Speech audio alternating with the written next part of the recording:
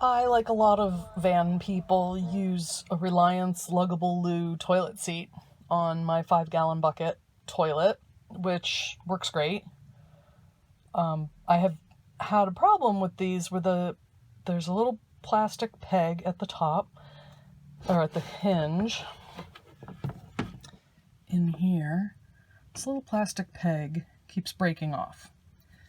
So I've bought multiple of them, and it's a little frustrating, but I thought no big deal for, daily use. But, I'm on like my third one in 2.5 years.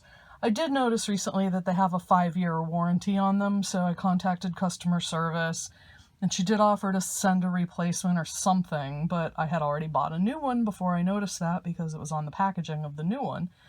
And I ended up having a bit of a discussion with the customer service person because she basically failed rule number 1 of customer service, which is you don't start by blaming the customer.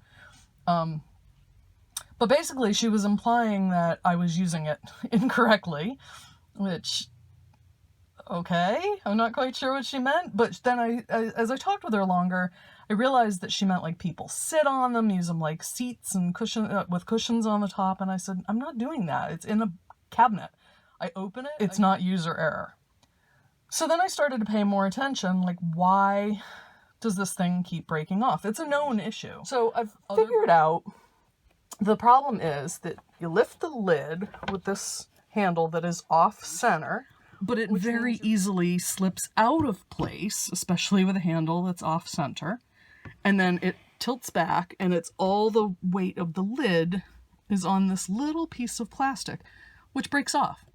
And then, so now it's about a minute later, I ripped open the Sugru packet, ripped it into 2 pieces, two halves, and you roll it between your hands, kind of to soften it up, warm it up.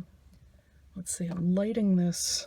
It's difficult to show black on black, but I then put this piece of Sugru on each end of the hinge, not obscuring the movement around the hinge pegs, but stopping the lid from sliding from side to side at all, keeping the Sugru very close to where it connects. The idea is that it won't be able to slide side to side, but it is still able to open and close with no problem. There's no reason why this should still be going on, nor why I should have to be jerry-rigging this thing.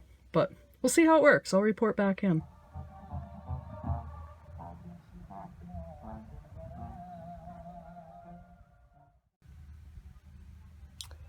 The mandala I'm currently working on is a pattern called Miu Mundo, and it is widely available on the internet. And it has challenged me in many, many ways, mainly because I can't count, apparently, to 7. So I've had all kinds of errors and had to rip back and start over and just a couple of rounds at a time, not like the whole thing.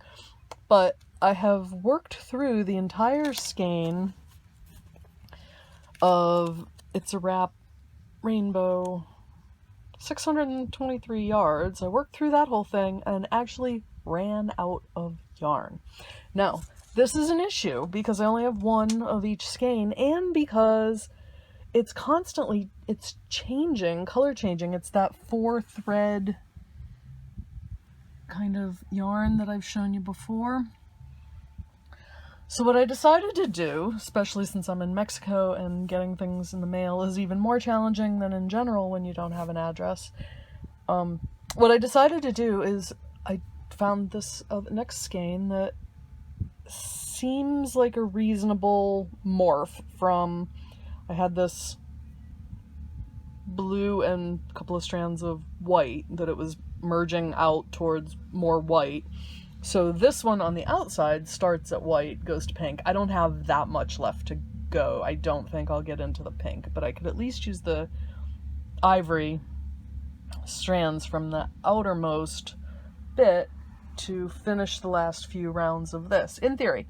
So what I had to do, though, was merge it thread by thread, which meant, like, take out one, rip off one strand of the old yarn and merge in one strand of the new yarn, and then keep crocheting for around a while, and then merge in the second strand until the third strand. And now I only have one strand left of this blue from the old, and I have 3 strands from the new being used until I run out of the blue from the old, and then I will be fully on the new skein.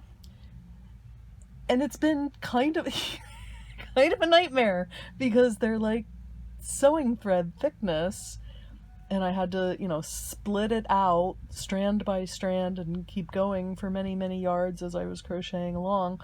But I was determined, and I think I'm there. So we'll see how we go from there. But it's nice not to be out of yarn and be stuck.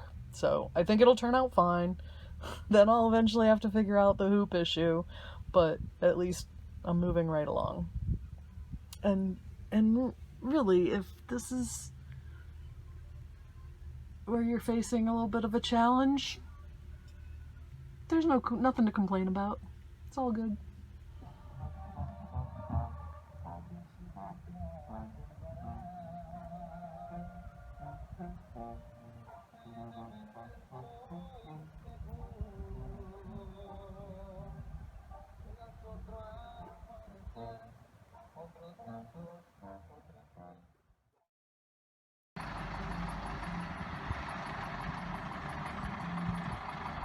I googled yarn in this town, and this place says it has yarn. Let's check it out. Oh, look what I found. I don't actually need yarn for myself, but there's a project that I would like to participate in that requires acrylic. So I went on a little yarn finding mission, and I think I found some. We'll explore further.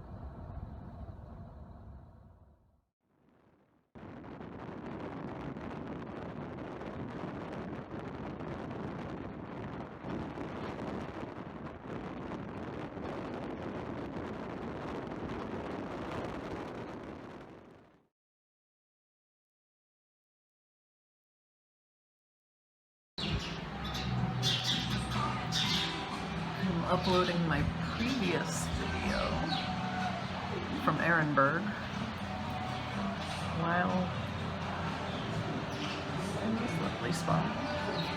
It's called Puerto del Sol, and they have good Wi-Fi, which I need to take advantage of today.